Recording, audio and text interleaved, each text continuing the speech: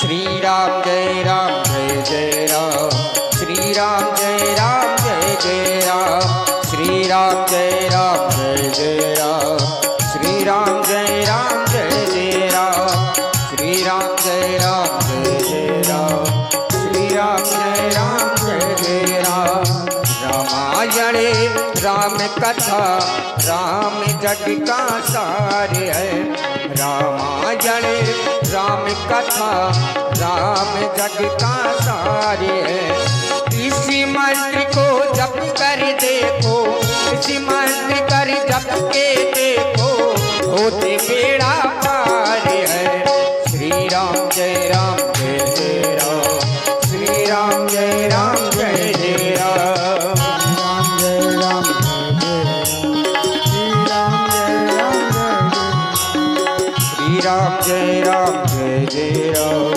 श्री राम जय जय राम, श्री राम जय जय राम, श्री राम जय जय राम। मंगल भवाने अमंगल हारी, मंगल भवाने अमंगल हारी, त्रिबाहु सुदर्शन अजर बिहारी, त्रिबाहु सुदर्शन अजर बिहारी। श्री राम जय जय राम, श्री राम जय जय राम, श्री राम जय जय राम, श्री राम जय जय राम।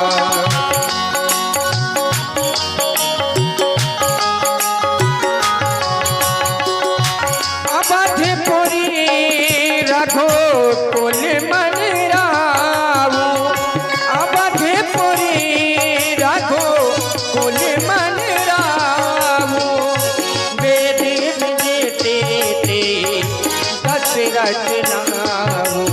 श्री राम जय जय राम, श्री राम जय जय राम, श्री राम जय जय राम, श्री राम जय जय राम, जय राम जय राम। सितारे हिंद का रुतबा रहे सरताज का आला, हमेशा खुश नजर बख्शे वो मेहरबानी का हक्काला।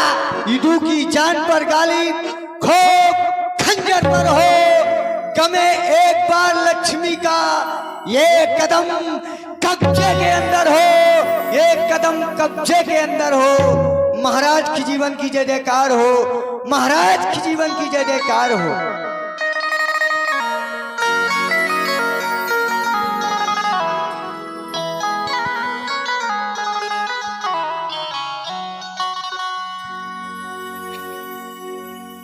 अष्ट चक्रा नवद द्वारा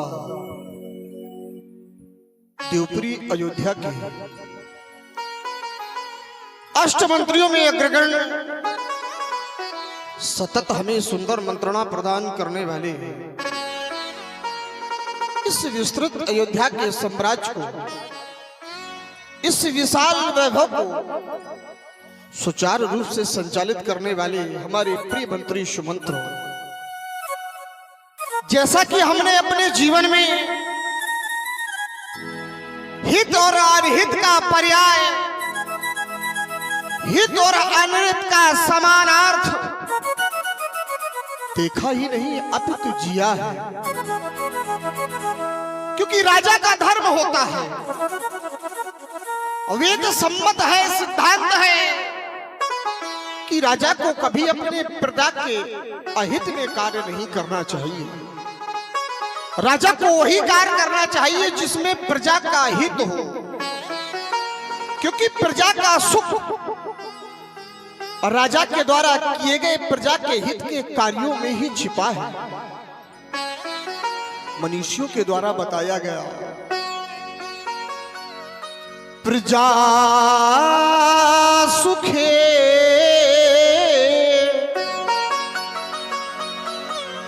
सुखम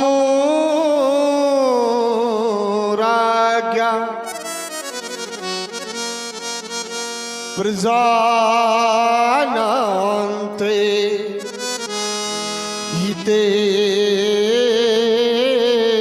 ही तुम प्रजा सुखे सुखम राज्ञा प्रजा नान्ते हिते तुम प्रजा के सुख में ही राजा का सुख है। प्रजा नान्ते हिते है तुम अर्थात प्रजा के हित में ही राजा का हित है। नात्म प्रियम सुखम राज्ञा प्रजा नान्ते प्रियम हितम नात्म प्रियम सुखम राज्ञा जो स्वयं को प्रिय है उसमें प्रजा का सुख नहीं है। इसीलिए राजा को वही करना चाहिए जिसमें प्रजा का हित और सुख दोनों समाहित हो। राज्य मंत्री हम अपनी इस अयोध्या की प्यारी प्रजा का परिपालन सदैव पुत्रवत करते आए हैं। हमने इस अयोध्या की प्रजा को कभी प्रजा नहीं माना।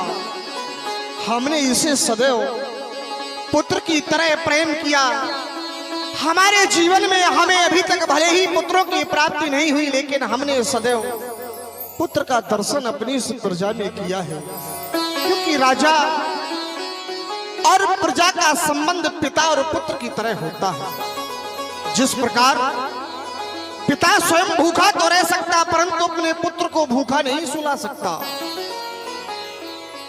और राजा स्वयं चाहे भूखा रह जाए परंतु उसकी राज्य की प्रजा भूखी नहीं रहनी चाहिए। और यदि किसी राजा के राज्य में प्रजा दुख पाती है तो उसके लिए भी सिद्धांत कह दिया गया, जासु राज प्रिय प्रजा दुखारी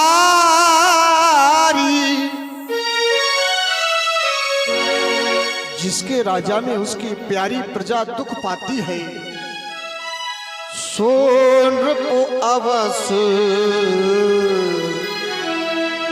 नरक अधिकारी।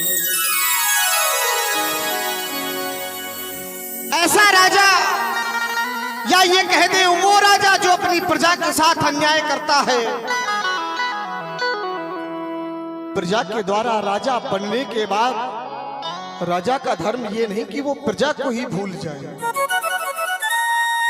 आज की वर्तमान स्थिति क्या है कि शासन सत्ता प्राप्त करने के बाद वो शासक उसको ही भूल जाता है जिसने उसको चुना है, जिसको शासन और सत्ता का लाभ दिया है। यदि ऐसा किया जाता है तो वेदों में बताया गया कि सो नृप अवश्य नरक अधिकारी। वो राजा स्वर्ग का नहीं अपितु नरक का गामी होता है। चाहे जितने सुकर्म कर ले यदि प्रजा सुखी नहीं है तो उसे नरक में जीवन भोगना पड़ेगा। कहो राज्य मंत्री, हमारी प्रजा में सभी सुखी हैं, सभी संतोषमय जीवन व्यतीत करते हैं, किसी को किसी प्रकार की कोई समस्या तो नहीं है, अवगत कराओ। महाराज तभी तो कहना पड़ गया यदि बीड़ा का सुर बिगड़े तो ये तंत्री दोषी होते हैं और राजा का शासन बिगड़े तो सीधे मंत्री दोषी होते हैं, सीधे मंत्री दोषी होते हैं। और महाराज आपको तो बतला दिया गया है धर्म धुरंधर गुण निधि ज्ञानी, आपको तो बहुत ही अच्छा राजा बतला दिया गया है। और आपने पूछा महाराज गौशाला पाठशाला शस्त्रशाला इत्यादि शालाएं पूर्ण रूप से चलाई जा रही हैं। आदि कोई भिक्षा मांगने के लिए आता है तो उसे भिक्षा भी प्रदान की जा रही है महाराज। और महाराज आपके राज्य में एक विशेषता और मैंने देखी है जो शायद किसी राज्य में हो नहीं सकती। आजा और सिंह महाराज ये एक दूसरे के विरोधी हैं लेकिन आपके राज्य में इतना प्रेम है कि एक ही गाढ़ से जल ग्रहण कर रहे हैं दोनों अजा और सिंह। आपके राज दरबार में कोई किसी को नहीं सता रहा है महाराज, कोई किसी को नहीं सता रहा है। ये उस राजा का सौभाग्य है। ये यूं कह दें, ये उस राजा का सुकृत है, उस राजा के पूर्व जन्म के पुण्य है जो उसी इस जन्म में पूंजीभूत होकर के ऐसे सुंदर और सुयोग्य मंत्री मिले, जो उस राजा के राज्यकार का संचालन करते हैं। जिस राज्य में तुम्हारे जैसे मंत्री होंगे, उस राजा की प्रजा में किसी प्रकार का संतोष नहीं हो सकता। राज्य मंत्री इस अपने पूर्वजों के आसन पर बैठा हूं। बैठे बैठे अचानक एक विचार मेरे मन में आया। सोचता हूं कि जितना सुखद, जितना उज्जवल मेरा बीता हुआ समय यानी भूतकाल रहा, जितना सुखद और जितना उज्जवल मेरा ये वर्तमान है, क्या इतना ही उज्जवल और इतना ही सुखद मेरा ये भविष्य रहेगा? तो विचार करता हूं और पाता हूं नहीं, क्योंकि जब तक मैं जीवित हूं तब तक ये सब कुछ कायम है। मेरे मरने के बाद ये रघुवंश का दीपक बुझ जाएगा। और आज जिन राजभवनों में दशरथ निवास करता है, कल यही राजमहल भूतों का डेरा बन जाएगा। सोचता हूं इतना विशाल अयोध्या का साम्राज्य, इतना विस्तृत अयोध्या का राज, मेरे मरने के पश्चात इसे कौन संभालेगा? क्योंकि मेरे जीवन में कोई पुत्र नहीं है। अभी तक मैंने उस पुत्र रत्न की परम प्राप्ति को प्राप्त नहीं कर पाया। भला मेरे मरने के बाद क्या होगा मेरी इस अयोध्या का? क्या होगा, क्या होगा मेरी इस प्यारी प्रजा का? मैंने अपने जीवन में क्या क्या नहीं किया। मैंने अपने जीवन में यज्ञ, दान, तप सब कुछ किया, लेकिन उसका फल मुझको नहीं मिला। जैसे कि यज्ञ, दान बहु तक किए,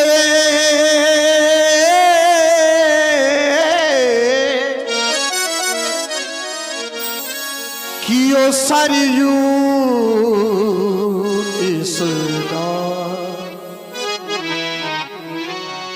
मैं आप लोगों को बता दूं, शायद आप लोगों को ना विदित हो, ना जानकारी हो।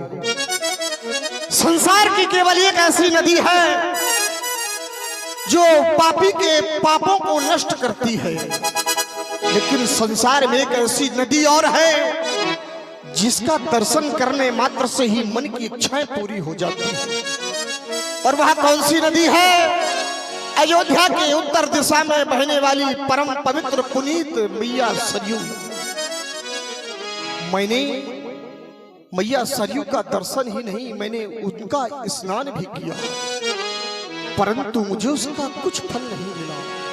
यही तो सोचता हूं जीवन में, यज्ञ, दान बहुत किए, कियो सरयू स्नान, ताका फल कछु ना मिलो, भाइयों चौथा पल नियरा। जिसका फल इस दशरथ को कुछ नहीं मिला। सने सने समय अपनी गति के साथ गतिमान चला, और उसी समय की गति के साथ मेरा जीवन भी आज चौथे पन पर पहुंच गया, परंतु मुझे किसी भी पुण्य कर्म का कोई फल नहीं मिला। राजमंत्री, मैंने आज रात्रि में एक स्वप्न देखा। कौन सा महाराज? जिस समय मैं घोर निद्रा में शयन कर रहा था, मैंने एक ऐसा स्वप्न देखा कि जिस दुख से मैं हमेशा दुखित था, वो मेरा दुख नष्ट हो गया।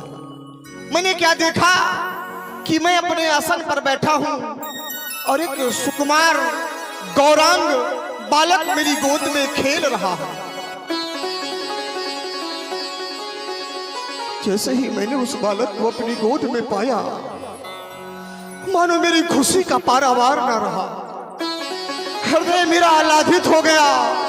मैं बार बार परमात्मा को यही कहने लगा, विधाता तूने मेरी जीवन की सबसे बड़ी समस्या का समाधान भेज दिया। मुझे पुत्र की प्राप्ति हो गई। आकस्मिक मेरी निद्रा टूट गई और जैसे ही मेरी निद्रा टूटी तो मैंने अपने आप को रिक्त पाया। मेरी गोद में कोई बालक नहीं था। विचार किया, अरे ये तो स्वप्न था जो कुछ समय के लिए मुझे छलने के लिए आया और मेरे उस हृदय को द्रवित करके चला गया। तभी से बस उसी महान कष्ट ने, उसी महान ग्लानि ने हमारे इस हृदय में जन्म ले लिया।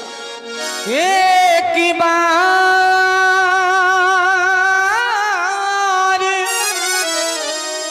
भूपति मन माही, एक बार भूपति मन माही, एक बार भूपति मन माही, एक बार भूपति मन माही, एक बार भूपति मन माही, भय गिलाने मोरे सोचनाई, भय गिलाने मोरे सोचनाई। मोरे सुत नहीं, यानी मेरे कोई पुत्र नहीं है। बस इसी गिलानी ने हमारी इस हृदय को द्रवित कर दिया। राज्य मंत्री, अब हम चाहते हैं कि आज की राज्यसभा का यहीं पर विश्राम कर दिया जाए। जो आज्ञा महाराज। क्योंकि जब जब हम रघुवंशियों के हृदय में किसी भी संशय ने जन्म लिया है तो उस संशय का दमन करने के लिए और उस संशय रूपी आवरण का अनावरण करने के लिए सदैव हमारे गुरुदेव भगवान की पदरज ने हमें उबारा है। चाहता हूँ गुरु सदन जाने के लिए, मैं गुरु के दर्शन पाने के लिए आतुर हो रहा हूँ। आज राज्यसभा कहीं पर विश्राम कर दिया जाए। देखिए